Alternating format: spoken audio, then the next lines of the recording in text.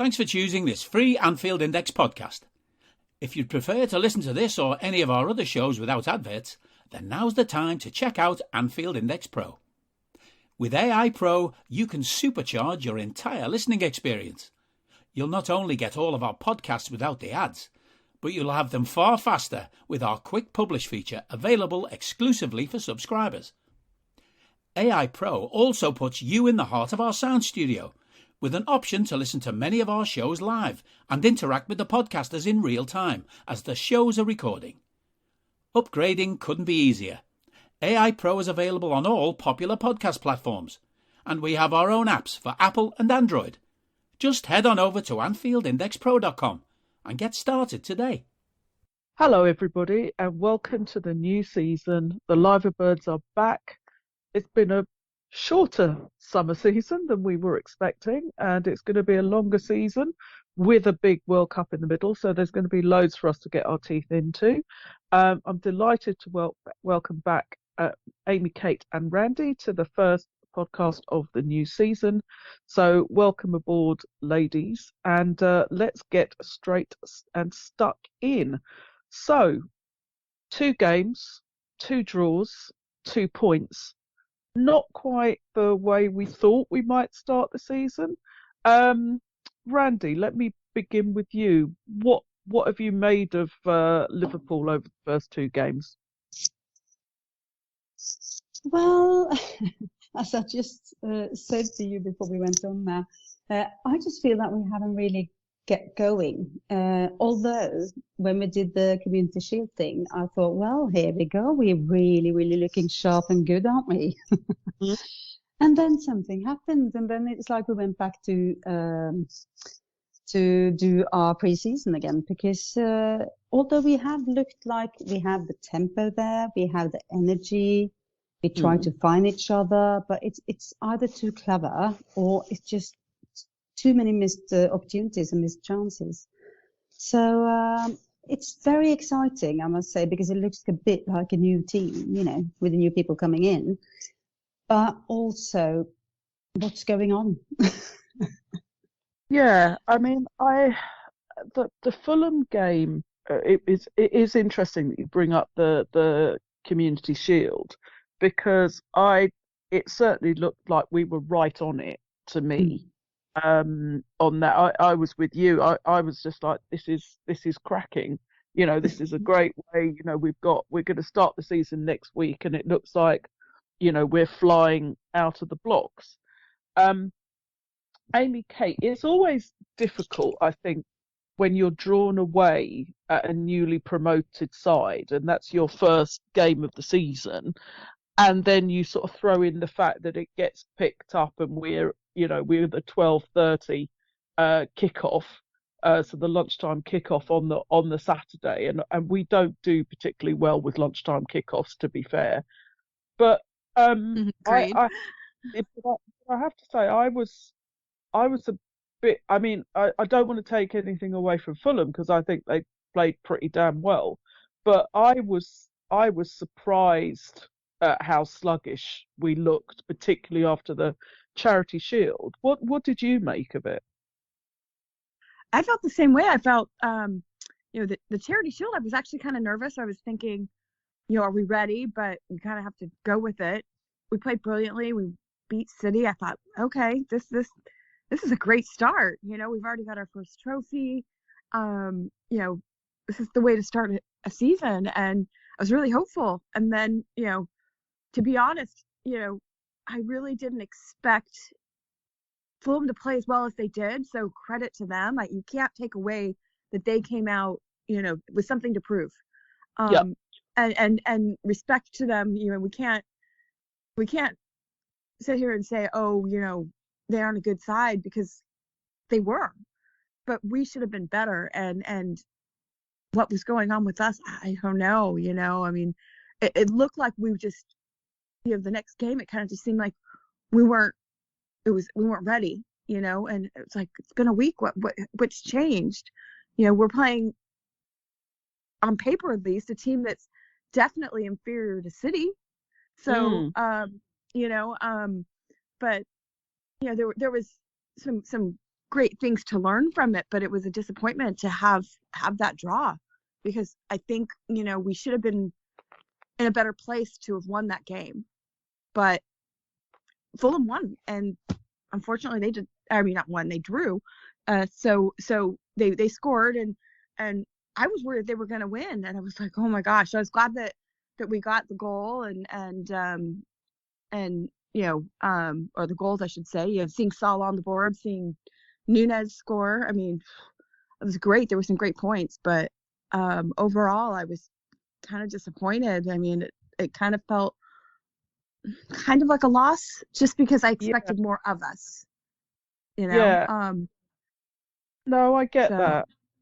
I do get that, and the problem is, as we've learnt over the last few seasons, it almost feels like you can't afford to drop any points. Yes.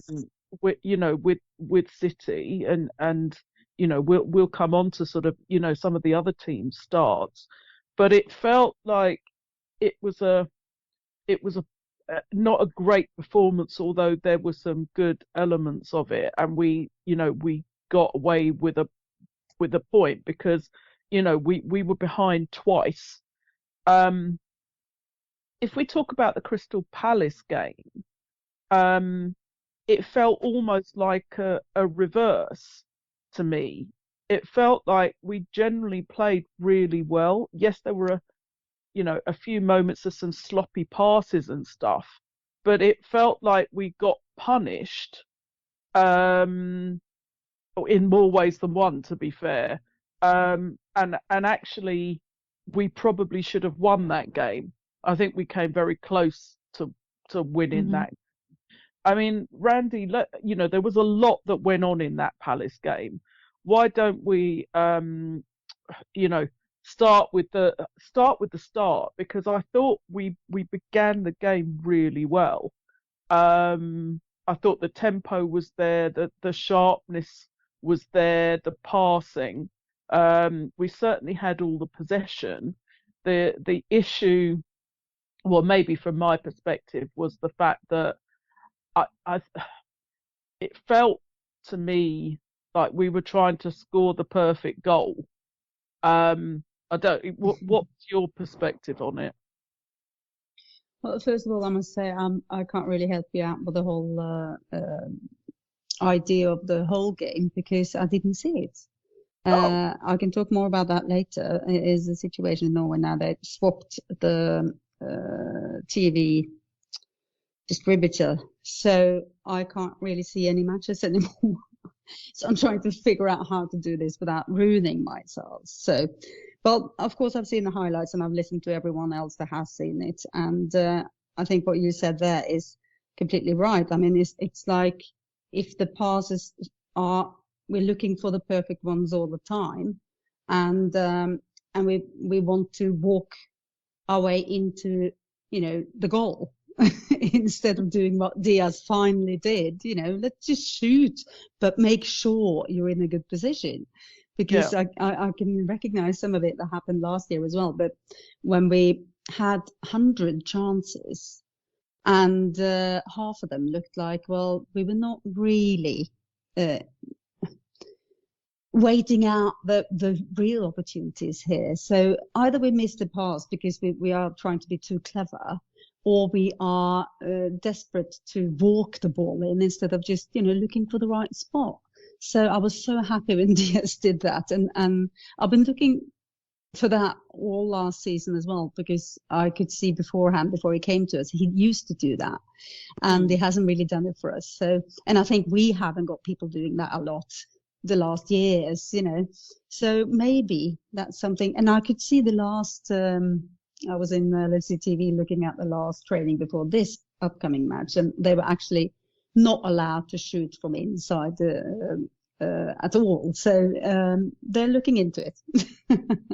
But I'm really sorry, I can't help you out with the whole overall look at the game. Well, Amy Kate, did you watch the game? Because that was it. I mean, it was a weekday. It was a Monday night, so I suspect the timing meant you would have to be at work. unless you were on holiday. So I would imagine it wasn't ideal for you either, to be honest. I took a long lunch. Good for you. Lovely. So I did get to see the game, and a fellow red of mine, she did the same thing, and we met up together and watched it. Funny enough, there was a gentleman. There wasn't a bunch of people. I mean, there was probably about 10 of us that ended up meeting up. You know, they kind of had the same idea, but there was a gentleman that was on holiday from England. He was traveling around, and he was a Palace supporter. He was actually really nice and didn't, but the banter was good, and it was funny because he was really pleased with 2 American girls that were into football and actually could talk with him about football, and he kind of goes, wow. So he liked the fact that he was able to watch the game and have the banter and stuff, and it was fun. And so we really, really, really wanted to win. And I guess the one thing that pops in my head about the entire game was Nunes. He was constantly being provoked, and he didn't make a very smart choice, and looked like, I think, he headbutted him. Red card, fair enough, and I hope he's learned from that. But that was kind of a disappointment to see. But I guess when in the heat of the moment, he didn't make a very good choice. But just seeing all the things that are out there, Klopp talking, his apology, I think he's learned his lesson, and it was a very big lesson because he's out for the next 3 games. And we could really use him with all the injuries. And he's such a phenomenal player. So hopefully this will never happen again. But yeah, I mean, Crystal Palace obviously had a game plan. Yes. Which they worked to perfection for them. To be honest, the bit that really, so it was very frustrating. That Nunes reacted. Yes, very much. There's part of me that sort of says, well, if you're going to get sent off, make sure it's worth it. I don't think it was worth it, and I don't think he actually properly caught the bloke. So I don't advocate violence, but if you're going to do it, if you're going to punch somebody, punch them properly, or punch them properly. And not that we're condoning, he looked fine afterwards. The Danish. I'm really not condoning it, but it was no. It was that stupidness that went on, and like you say, we hope that he's learned his lesson. What I was incredibly proud of, though, was how we reacted. Absolutely. After sending off. Still scored and drew. Diaz was, what a beautiful goal. I mean, there's things to learn, to take away from this game that were positive. The Diaz's goal was an absolute thing of beauty. And we went mad in That's good. We were jumping on each other and what have you. The noise level just it felt like it went up about 5 levels after that goal. Love that. But it felt like it really galvanized us as a team, and it also, the way they played, it felt like Palace were down to 10 men, not us. At points, it felt like we almost had 12 players on the pitch, because we just pinned them back and pinned them back and pinned them back. And yes, I know that they had a couple of breakaway chances and stuff, but that, after Nunes got sent off, I thought we were magnificent, to be honest. I couldn't have been prouder. It's just a shame, I particularly think about that Salah chance and what have you. We just just the wrong side of we had so little luck in that game, and I also, and I know it's only 2 games in, but I thought the referee was an absolute fucking joke in that game. What is the point? And this just sort of summed up his performance to me. What is the point of booking the Crystal Palace goalkeeper in the 94th minute when he's been time wasting from the 3rd minute? What is the point of that? It's an absolute fucking joke. Paul Tierney is a disgrace. He should never be allowed to ref another one of our games. I've got no issue about the sending off. It was a red card and he should have gone. But I mean, I think he was consistently awful for both teams. And he wasn't giving blatant fouls. He wasn't giving blatant handballs. Which I think we should have got. I mean, it wasn't even a hard decision to take. Do you know what I mean? Mm-hmm. It wasn't like it wasn't. It wasn't easy to see, and that's the bit that I don't understand. Is we're not asking him to look through bodies or anything else for that matter. It was like in front of him. So that's the bit I'm still raging about in terms of the game. And Anderson was. I mean, I don't condone any of the stuff that happened to him afterwards in terms of people threatening him on social media. That's absolute bollocks. And that's the sort of cancer, that's the cancer that's within Twitter and whatever else, Instagram or wherever the messages were appearing. But he went down like somebody had shot him from the roof. And when you look at it, Nunes didn't even touch him. He went to, anyway, it is what it is. But like I said, I'm not arguing with the red card. It was violent conduct and he should have gone, and he's out for 3 games, as you say.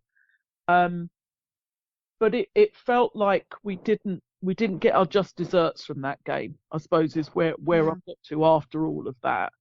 After all of the effort and the sort of the things that went against us and some of the self-inflicted wounds that we had, we were still good enough to have won that game, and I'm frustrated we didn't at the end. Yeah, me too. I'm just trying to be positive and look at the positive things. But you're right. One of the other things that I think we should touch on is how horrible the Premier League reffing is overall, especially compared to the other leagues across the world. I feel like, and if you look at international levels, they don't get called up, because their reputation, they're horrible. We're the best. We're supposed to be the best league in the world, right? Yet we have the worst refs. It's just it's shocking. How this is even happening is shocking. Well, I can only hope that with the removal of Mike Riley from the PGMOL, maybe somebody else will come in who's better and will be prepared to be more transparent in terms of the referees that they have and the officials that they have. But the standing of refereeing is consistently mediocre, rarely better than that, and generally pretty poor, right across the board. And I think they really. We've even got technology to help us, and exactly. and they're still fucking it up. Isn't that amazing? I mean, I'm quite surprised because I thought VAR was better maybe the first time around, because then they were looking into everything, and then they decided no. So now it looks like they're only looking into offsides, and they let everything else go, even the most blatant handball. So as you said, the ref should have seen it. If the ref doesn't see it, why doesn't VAR see it? it's a shambles, frankly. Absolutely. And it's not just, a lot of times some of the people are like, oh, Liverpool's always going to, it's not just Liverpool that's getting No, this. no. This is across, not. I mean, to recognize this is across other teams. I mean, even just the season, some of the games that I've either watched, I've only watched a few of them, obviously, but hearing, what happened in the Arsenal game, that was horrendous. Like, the FA needs to do something. End of story. They need to get their selves, checked, because this is not okay, and they're ruining football. In my opinion, this is ruining the game. It's definitely putting a damper on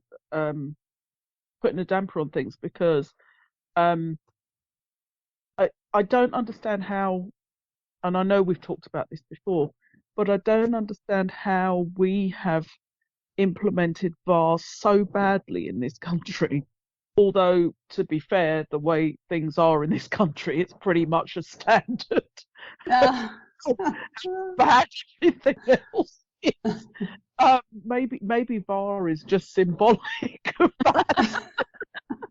Just about how shit it is here at the moment. Might be. But who knows? But you're right. The issue with the officials in this country is it's been going on for some considerable time, and yes, that there are no easy answers, but we need somebody to get a grip of it. When we talked, we mentioned a couple of things in there, so I do want to sort of pick up on those. So if we come back to the Darwin's red card, and in effect, I'll sort of bring the two together, that and our injury list. So, and also which I was probably going to come to in any other business, and we might do anyway, but obviously with the loss of Sadio Mane to Bayern Munich, we are, I wouldn't, maybe the word is not light, but we have limited options up front. So, he's obviously out for 3 games. So that's Man United on Monday, then Bournemouth at home, and then I think it's a Newcastle game. I think those are the 3 games he misses. So what are we thinking in terms of our up front options, bearing in mind, we have no Jota, he's injured. Yeah. Bobby, as I understand it, is back and is in the squad for Monday. We obviously have Mo and Luis. What would you? I mean, there are obviously other sort of younger players. What would we be looking at in terms of a front 3 to hopefully unleash on United, assuming the game goes ahead and they don't break into the ground again? Randy, let me ask you that first, and then I'll come to you, Amy Kate.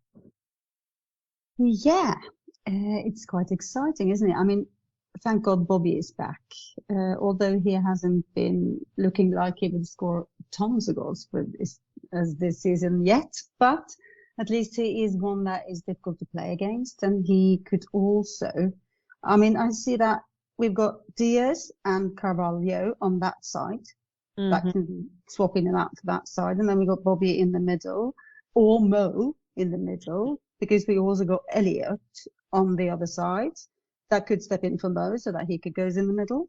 And then, of course, we got Keita back, and he could also play like a 10 or a false 9. I mean, we got options. So it's like 2, 4, 6 people for 3 positions. So, and of course, we could look at further down the pecking order list as well. I mean, Keita Gordon, but then I go in and look at the list and that says injured. So there you go. But we should have enough people, and that could swap places and be annoying enough for the lovely Man United defence. That is a bit confused anyway. So I think we should have enough people, and I think I'd really look forward to looking at Carvalho as well as either a number 10 or a false 9, because I'm sure he could do that as well. So the preferred Diaz, Bobby, Mo, but with interchanging, and then maybe putting Elliot up from midfield, because I love for him to start, but then maybe as well swap him even further up the pitch later on in the match, depending what happens. Okay, some interesting options, yeah. Amy Kate, what's your view on our front line for the forthcoming games then? Well, I like what Randy just said. All good options for what we have. I mean, it's not ideal, but we got to deal with what we have, and I think those are great. I was also thinking pretty much the same thing. I kind of echo what she's saying. Obviously Mo, Bobby, and Diaz to start, but excited to see more of Elliot, because he's really starting to come into his own, and he's a young up and coming talent that's really showing himself. So I'm excited to see what he can do. And if United continues to play how they are, I'm not too worried. I'm not a big fan of Keita. I think it's part of it's, you're wearing the number 8, and to me that means everything. So, he is not, I don't feel he's really lived up to the hype.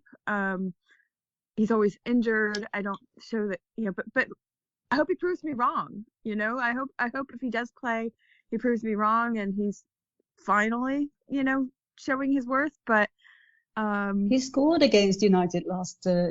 He did. But that was scoring. But that was United. But that was kind of the only. There's very few moments for me that I can recall for that he's really shown how good of a player he is. So, and then there's also talks that he's not happy there. So they want to maybe sell him. I don't know. It's not going to be something that's going to happen right away. So hopefully he'll be available to play, and he's going to be needed, especially for the next few games, considering the situation with Nunez being out and the injury list. So maybe here's a time for him to show his worth, and I don't know. So I think that I feel for Keita, because no player wants to keep getting injured and not being available. I mean, players want to play football, so I think that it's one of those things where I would love for him to be able to really get that run and be able to really show what he can do. The issue we've also got, obviously, is we're light in midfield. So I'm actually delighted that he's back, because we need to bolster those numbers in midfield. We've got no Thiago, no Oxlade-Chamberlain. We've sort of run. We've got a 36-year-old in James Milner. Henderson has sort of has not been brilliant in terms of how he started the season. Fabinho's looked a bit off the pace. So to bring somebody in who can hopefully freshen that up, or if he gets pushed a bit further up, and like you say, maybe plays at the top of a diamond, or plays the 10 role, whatever you want to say. So I'm delighted to see him back in the squad. Bobby, has not looked like Bobby for a little while, so I'm really hoping that we start to see flashes of the Bobby we know and love. But again, from a numbers perspective, it's great to have him back in the squad. But we've really I don't know what's happened this sort of pre-season. Is it a hangover from the fact that we were played every single game available last season, and then in effect had a truncated break before players started coming back and going all over again. But because we've had a few hamstring issues with Jota and Oxlade-Chamberlain and Thiago. We've obviously Konate's out. I don't know what he's out with. Matip is out. Don't know what he's out with. And there's a few, Ramsey, Curtis Jones. So, even some of the backup players we don't have available. So I'm that's so like I said, to come back to, very pleased that Keita and Bobby are back in the squad. So loving that. But yeah, I don't know. I mean, has anybody got any bright ideas? I'm genuinely asking the question why we've ended, because last season we had a lot of people available for a lot of time, and now we appear to, we've got about a dozen people on our injury list all of a sudden. Crazy. It's almost like we're playing towards the end of the season or something, and all these people have just played for so long and they're injured, but it's at the beginning, especially when you're watching the preseason, you're excited for the season, and then you're like, so and so got injured, and they're just dropping like flies. Yeah, so, it is a bit strange. It is. And also because we are monitoring everything now, they are so high, we are so digital, and we are so advanced in our medical department, apparently. Yeah. So does that help or not? I mean, it looks really strange, but didn't we just lose a physio or a doctor or something that went to somebody else? And so what is happening really? Because are we trusting our department? Are they really good? Are they stopping people for things they shouldn't be stopped for? I don't know. Like Ramsey came in and suddenly he was injured. He wasn't doing his medical or something. And Jones they've always find something with him. So it looks like young players are, of course, they might be more injury prone. I don't know. But it's strange. And Thiago as well. He's monitored every step he takes, Yeah. Oh, that's right. Yeah. God, it's just it's not a good start for us as far as injuries go, and I don't know, and there's lots of call, why aren't we buying players? But in my opinion, if there's not a player available, we don't buy players just to buy them. We don't waste the money. I don't know who is available that's worth, that could play in our team that's worth the money. So I think that, we certainly, ever since Klopp has come in, what's clear is that we've identified the targets, and if it's a player that we particularly want, we're prepared to wait for them. There's lots of chatter around the fact that we really want Jude Bellingham. Yeah. Supposedly wants to come to us. But, that's not I can't see that happening in the next 2 weeks. That won't happen till next season, if it happens at all. So if we're talking about, if we had everybody fit, right, then we wouldn't be having this conversation, obviously, because we would say, even with Sadio going, we've got Jota, we've got Diaz, we've got Mo, we've got Salah. Mo, we've got Salah. We've got. Sometimes you wonder if you players. We've got Diaz, we've got Nunez, we've got Mo, we've got Jota. That's a brilliant front line for any team. But clearly we've only got 2 of the 4. And with Sadio going, he and Robertson also had a brilliant relationship down the left, and that's got to be rebuilt. I mean, I know Diaz came in and did really well last season, and I think he and Robbo get on very well as well. But by the same token, we had Sadio for 6 years, and losing that, with players coming in and sort of, acclimatizing to the Premier League, is bound to leave some gaps and some loss of something. And I don't begrudge Sadio going. I'm gutted that he's gone, but Yeah. he won everything with us, and he gave his all for 6 seasons, and he was a brilliant player for us. So I wish him. I do miss him. I wish him well at Bayern Munich, assuming that at any point other than should we cross paths and play each other. So I want him to do well. It was just I didn't. There was so much noise about Mo Salah and his contract. Then all of a sudden, Sadio was gone. It felt like it was. I don't know. I didn't see it coming. So maybe that's why I felt a bit kind of taken aback by it. Albeit, like I said, I can't begrudge him his move and wanting another challenge. Yeah. So it's that sort of thing, like you say, it feels.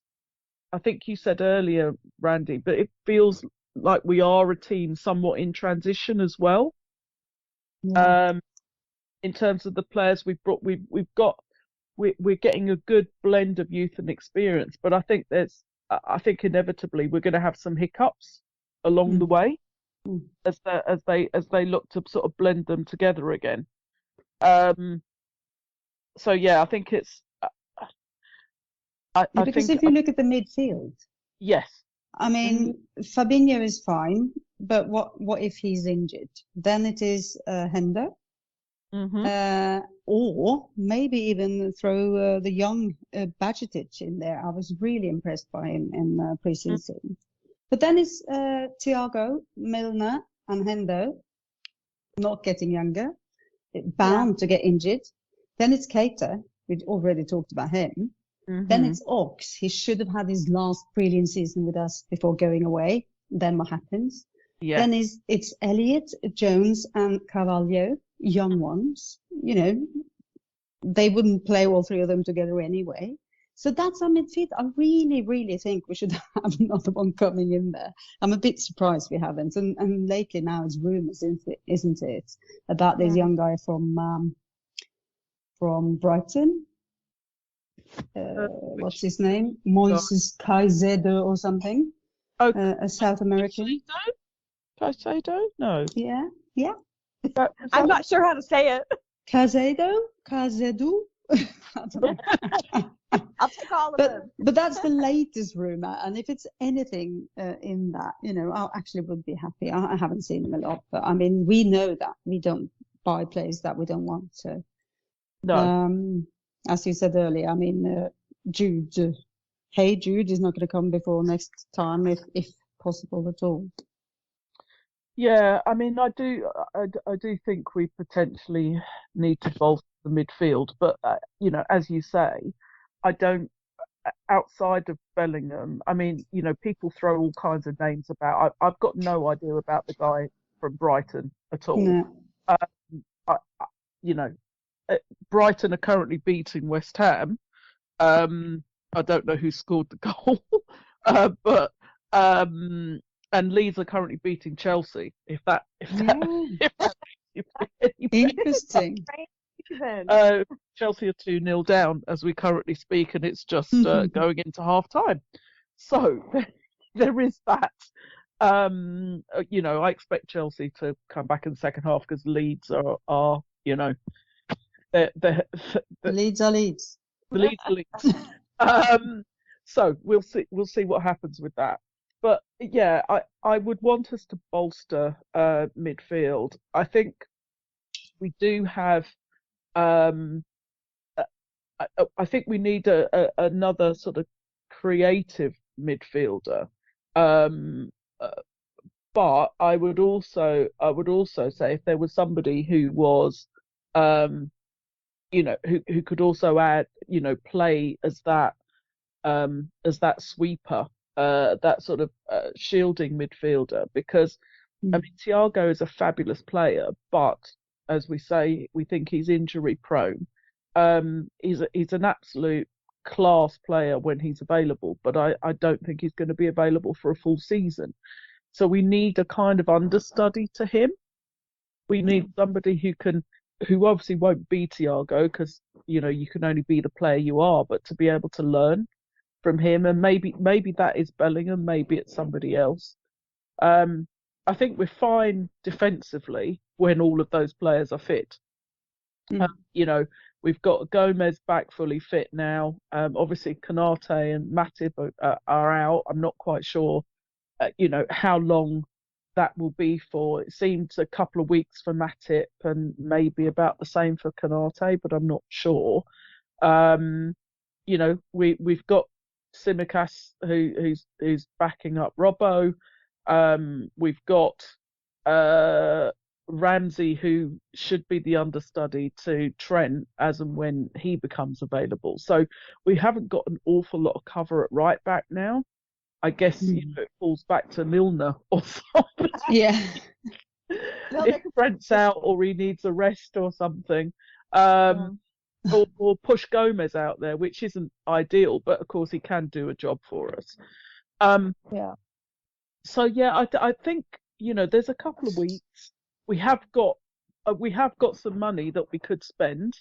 We've obviously sold players, and so I don't think it's about the money. I think it's that the club has got its targets and they're either not available or they're not prepared to do business at the price we want to pay, is what I think. But there we go. So I think our summary of all of that is we're not convinced we're going to do any business in the last 2 weeks of the window.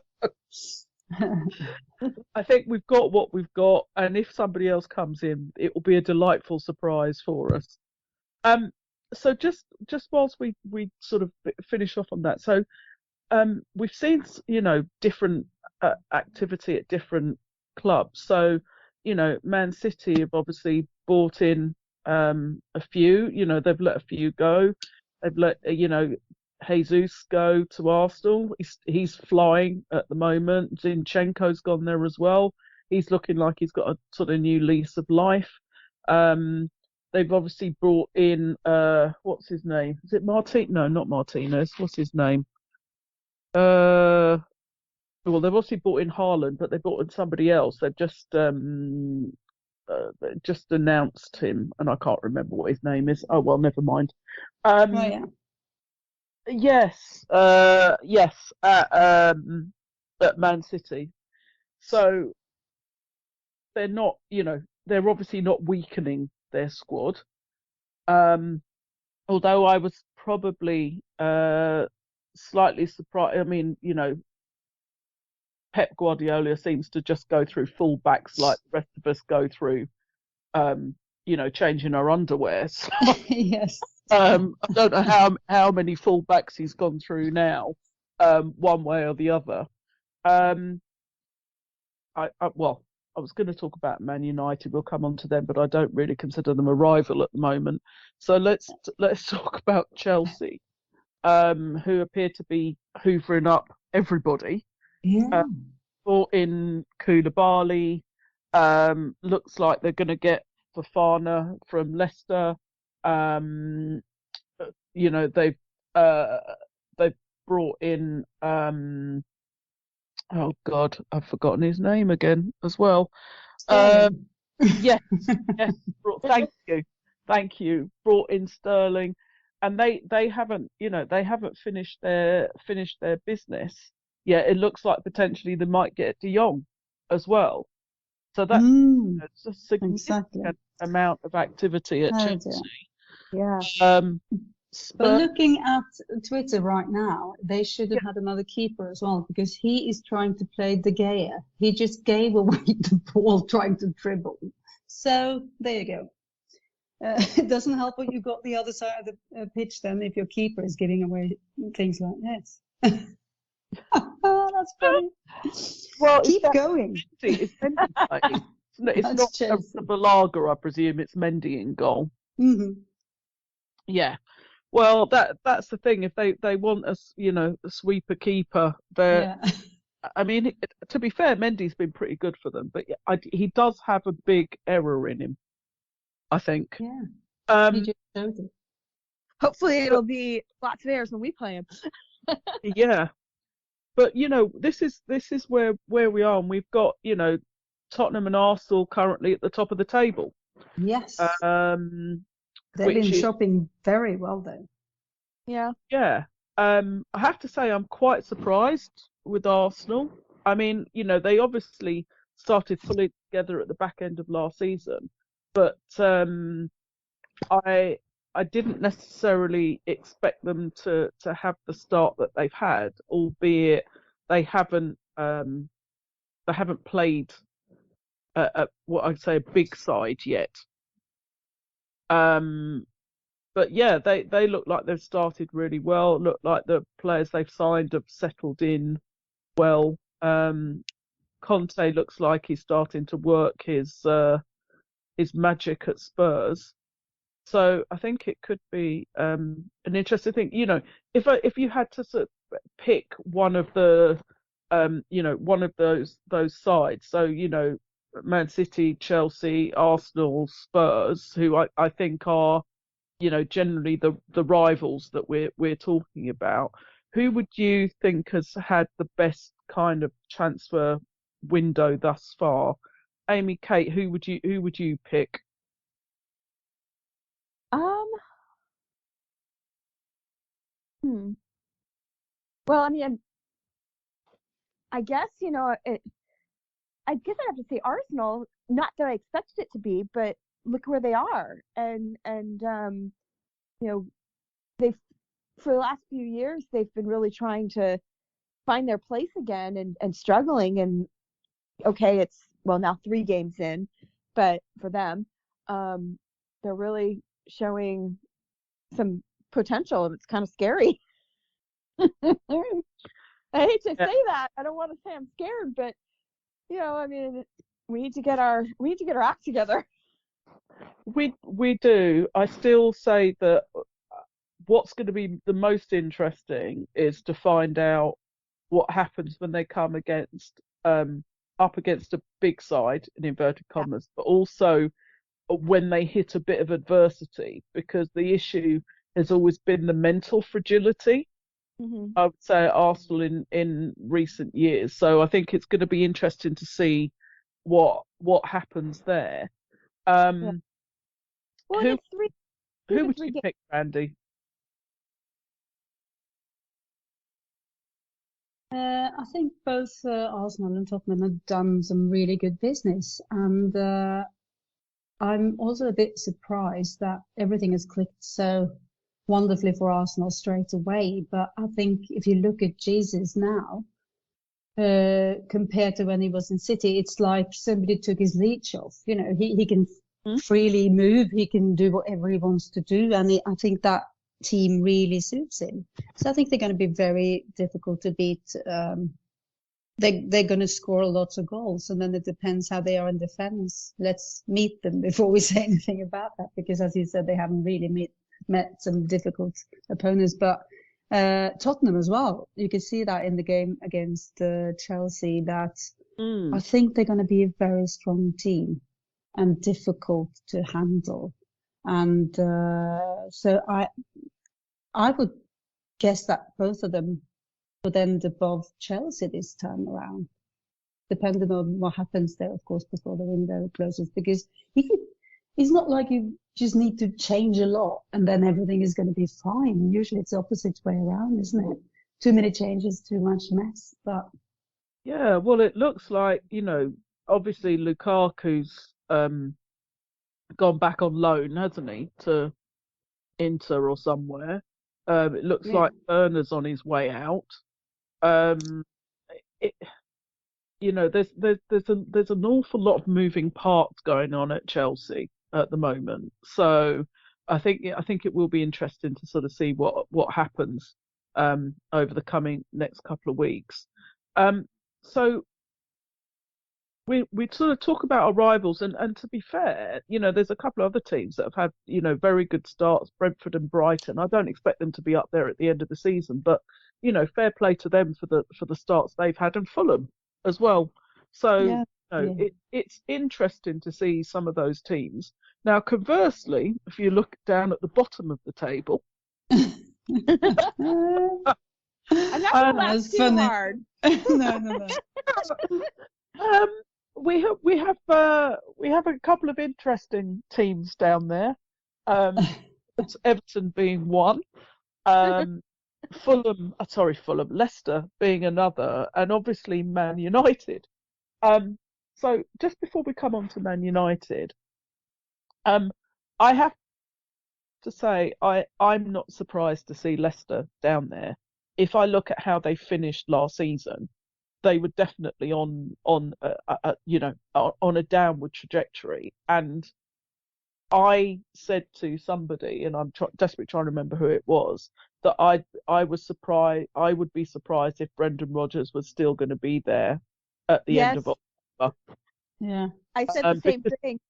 Because he's starting all of this, I can only work with the players I've got, and we haven't brought anybody in, and this, that, he must have known this when they said they were going to invest in the, the training ground or whatever else it was says, or they're doing something to the stadium, that there was going to be limited funds. So this is the thing with him. The excuses are already starting. I don't think the players are that enamoured with him. And like I said, I would be the slightest bit surprised if he's gone before we get to October. Any counter views to that? Well, no, I completely agree with you, because he hasn't got the grip anymore, it sounds like, and people want to go away. It's a lot of people that want to go to Champions League teams, and they are quite good, some of the players. I mean, but it's just not clicking as a team, and it must be something to do with him as well, I guess. So I would reckon that, I mean, there's always already people are talking about his three possibilities going in a week or two, and that will be, of course, Frank Lampard and Brenda and Gerard. But hey, I'm sure they'll turn it around and get that really diverse team playing as a team for Steven. But it doesn't look good though. We'll see. I mean, could I see Gerard getting sacked? Yeah, absolutely. Football is a brutal game. I think they've been slightly unlucky in at least one of the games. Again, we come back to the decision making and referees one thing and another. But it's a results business.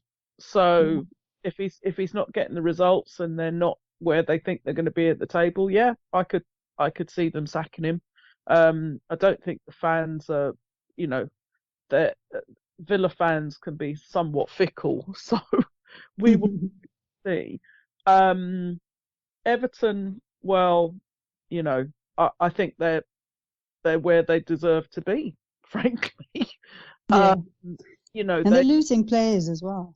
Yes, they are. And Frank Lampard, in my humble view, isn't very good. I think he's been over-promoted as a manager and been given opportunities that he would never have been given if he didn't have his reputation as a player. But time will tell.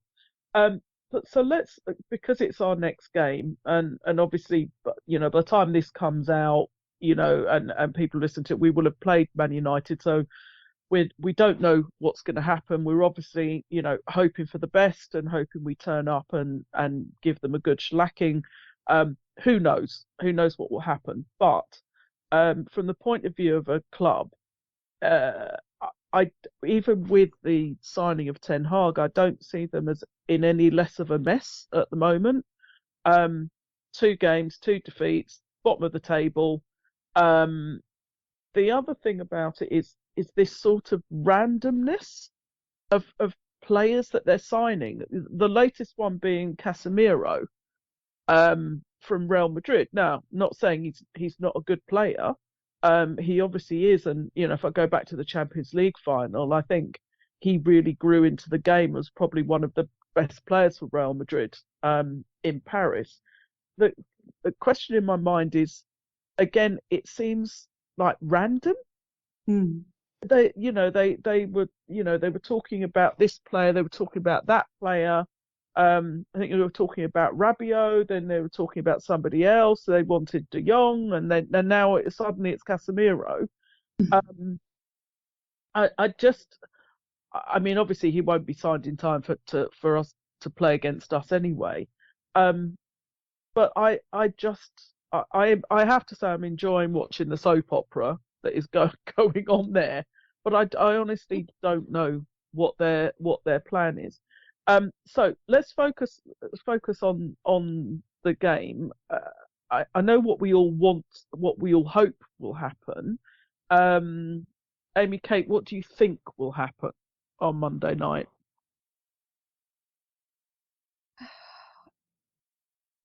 I'm afraid to say anything because I don't want to jinx it. Don't want to be a hostage to fortune.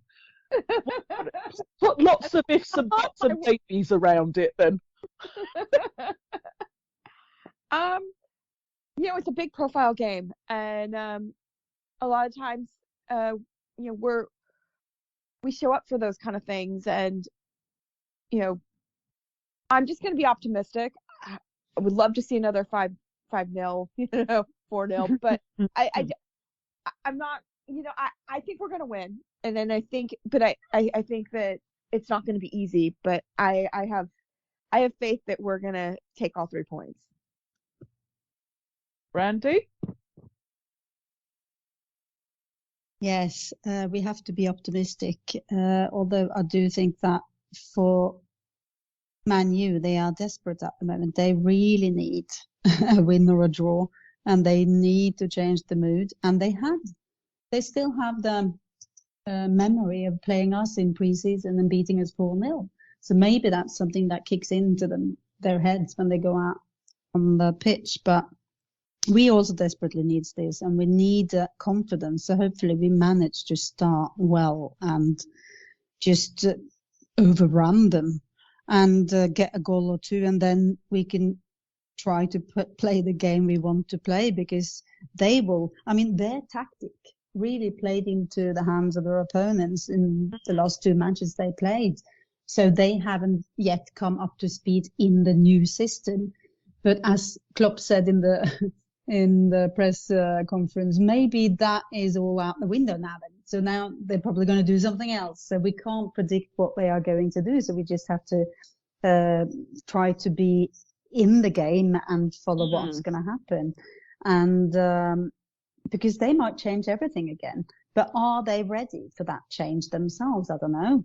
Of course, it depends what players are ready for them as well. But I don't think Eriksen in midfield is going to help them against a team like us. Of course, depends who starts for us. But I think we got more tempo and tempo and will in the midfield if we're all at it. So it's very interesting. I'm rather scared. At the same time, I can't wait to actually see a match. I'm going to watch it in the pub with my mates. So let's hope we're going to have 2 more goals, and maybe they'll get a scramble. So 2-1 to us. Okay. The bit that I feel good about, I suppose, is, whilst we haven't got the results that we wanted out of the first 2 games, our kind of mental resilience and will to win and to get something out of them, I think will stand us in really good stead against United. And I think we're mentally stronger than them. So I take those as positives. It's always a horrible feeling waiting to play Man United, because you never can tell. The fact that we're in the ascendancy doesn't necessarily mean that will translate into a result for us. But I am hopeful, because they're that bad at the moment. I think if we get, if we play the way we play, particularly in the second half against Crystal Palace, I believe we're better than them, and we should be able to get a result against them. So fingers crossed. And toes. Yes, yeah, fingers crossed, toes Everything. crossed, eyes crossed, everything. So we're coming to the end of this first pod, ladies. So we move on to any other business. Randi, let's start with you. Do you want to tell us about Norwegian broadcasting or whatever the hell's going on over there? Yeah, I thought I'd just let you know that before it was really easy for me because we had deals with companies so we already had our TV deal with the company that showed it. And then when they changed that one, Norwegian TV2 took over some years ago. And then my daughter started to work there. So I had easy access there as well. Mm-hmm. And now they changed again. And of course, it's like at the moment, I haven't got all the money in the world. So I need to be careful what to sign up for. And I don't need tele for anything else. So that will be something that would cost me like £65 a month just to see football. And right now, I don't know if I can afford it. So I'm going out to see matches as most as I can. And of course, I'll be on one of those dodgy streams if I can get one. But it's never nice, is it? It's not nice at all. No. So it's very irritating how much money is in football, and how much money you have to pay just to be a supporter. Oh. Yeah, it is a bit crap. I guess it's the same over in England as well. Well, here too. Yeah, exactly. Yeah, I mean it is. I don't have Sky TV. So I don't know how much their sports package is. There's a thing called Now TV where you can like pay for certain games if you want to watch certain games, or you could sign up to them monthly and just get the sport,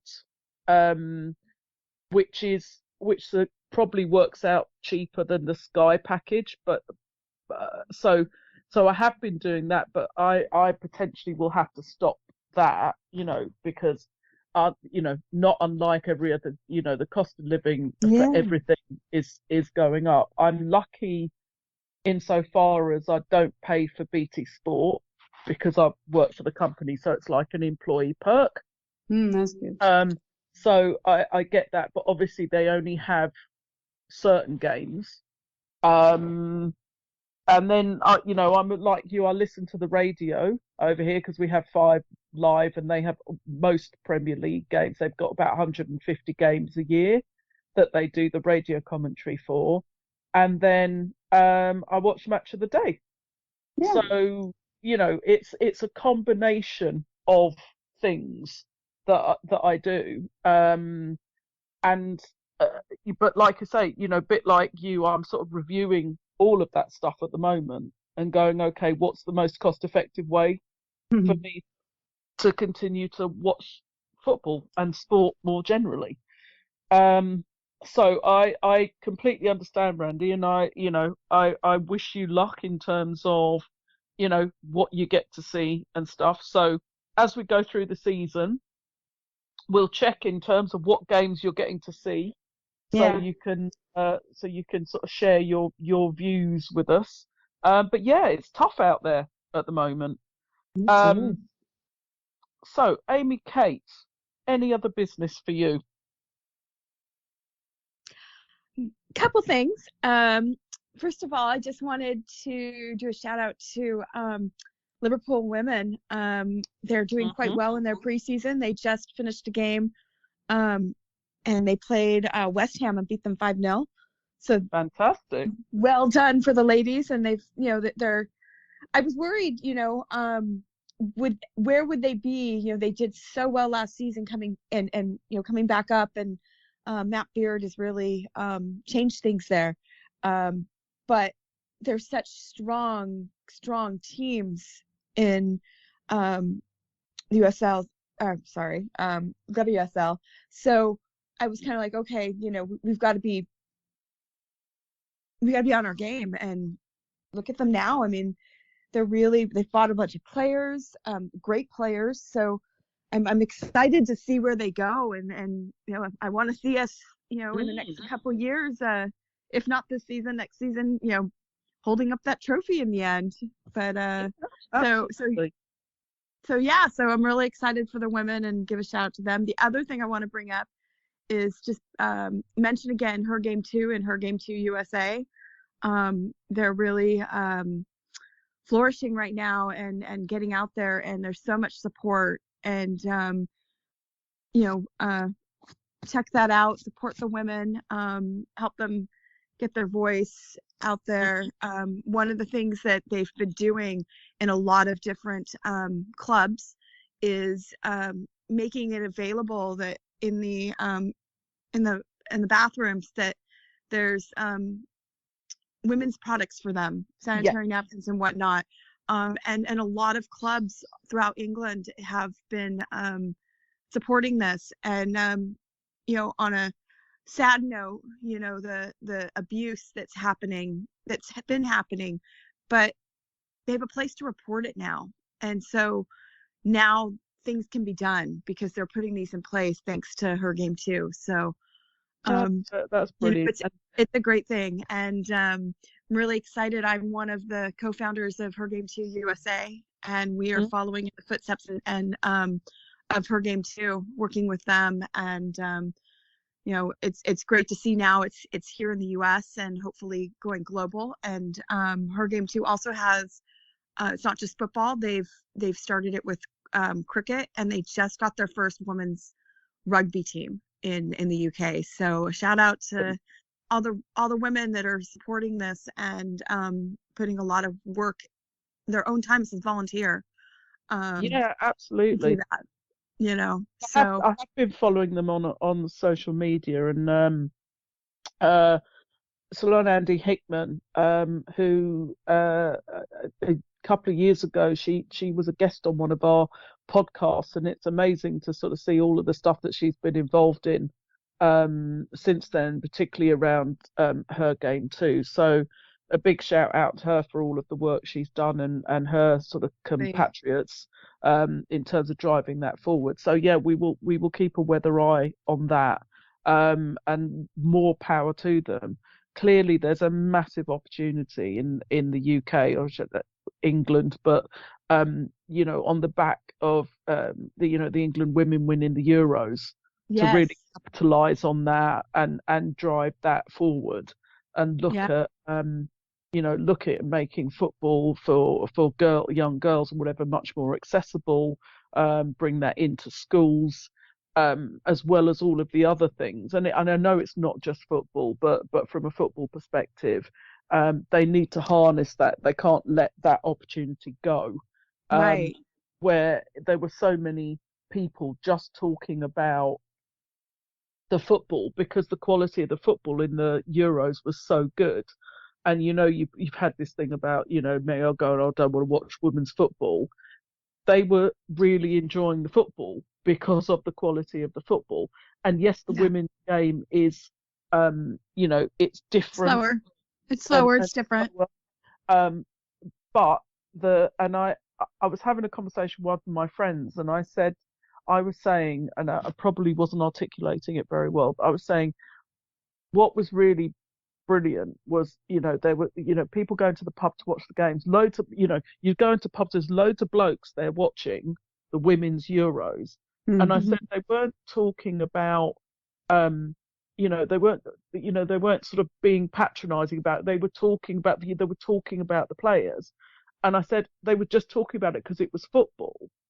And I said, it's not, and it wasn't, it was women's football, it was football, which I also think is important. Not that I want women's football to lose its uniqueness, but actually it people's going, oh yeah, women's football, they're slower and smaller and it's a bit crap and it's not this, and the women's game has come on in leaps and bounds. So the fact that, that there were men just going in there because they wanted to watch the football, And do you know what I mean? That's the point I was trying. They weren't making a distinction, even though I don't want that distinction to be lost. And that was, I think, a really important watershed for the women's game. Yeah. In the UK. So we Yeah. should see what happens with it. And the bit that I found really interesting is, you know, I remember years ago, and I'm sure we all had it, about when we sort of said, oh, you know, we like football, we wanted to watch football, you know, we followed football. It was just, you know, you used to get these sort of comments about, oh, you just like the bloke's legs, don't you? You want to look at blokes in tight shorts. You know, I'm sure there's not a single woman who went into a pub going, oh, you just want to watch them because they've got tits, don't you? And it's the double standard in it. Do you know what I mean? Yeah. That's the thing is, we wouldn't dream of doing that in reverse, and yet we were supposed to take that kind of shit. So Right. so I'm really pleased that probably the vast majority of men were watching it because they wanted to watch football. There's probably a few pervs in there. There are everywhere. Of course, but there always is. There were some great adverts as well. Harry Redknapp did one about the 12th woman. And I forgot the other one, but what I found really interesting was Trent, Robbo, Hendo, and I forgot who the other two. It was a Hammers player, and I forgot what the other one was. There was 5 guys, and it was you know, supporting the women, and also seeing that Hendo came into practice wearing Williams' shirt. Williamson's shirt. Yeah. You know, I mean, to see support that way was amazing, and I love that. And then one other tangent, Casey Stoney, who played for Liverpool and England, and you know, she played for Arsenal, she managed United. I mean, she's out there. She is the head coach or manager of the San Diego Wave, which is my women's team here. And it's our first inaugural season, and we are top of the table and have been pretty much the entire season. And it looks like we're probably going to win it. We only have about 3 games left, so I'm really excited to see how we're doing, and it's really taking off here with women's football again, because for the last, you know, pretty much after 2003, when the women's team or the women's league folded, WUSA, they brought it back, but it just really, even in the United States, which is, you know, one of the top places and has, you know, so much, has brought so much to the game. You know, it's great to see how domineering it is now, and how people are getting behind it, and it's showing across the world. It's, you know, England, you know, looking at team, you know, they just won the Euros. It's amazing. And England and United States are playing in England, I think in September or October. I can't remember when it is. That'll be fun to see. And, you know, teams like Australia, the Women's World Cup's coming up in Australia and New Zealand. So it's not going to stop, hopefully, because there's so much stuff to get behind and support. And hopefully it'll continue, you know, to recognize football for all. Absolutely. Well said, Amy Kate. And on that very cheery and uplifting note, we are going to call it quits for the first pod of the season. So thank you very much, listeners, for keeping with us. We're excited.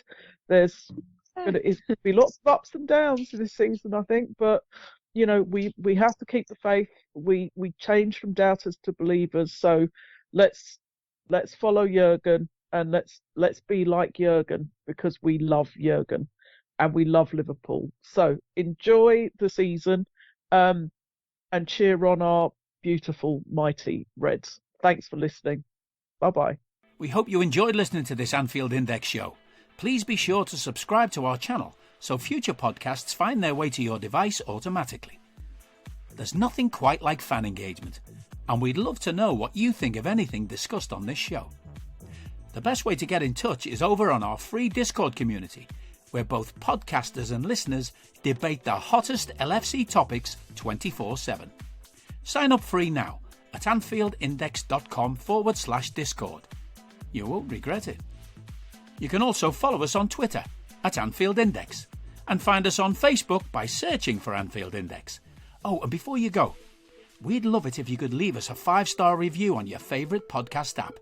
It only takes a couple of seconds, and it means the world to the people who create these free shows.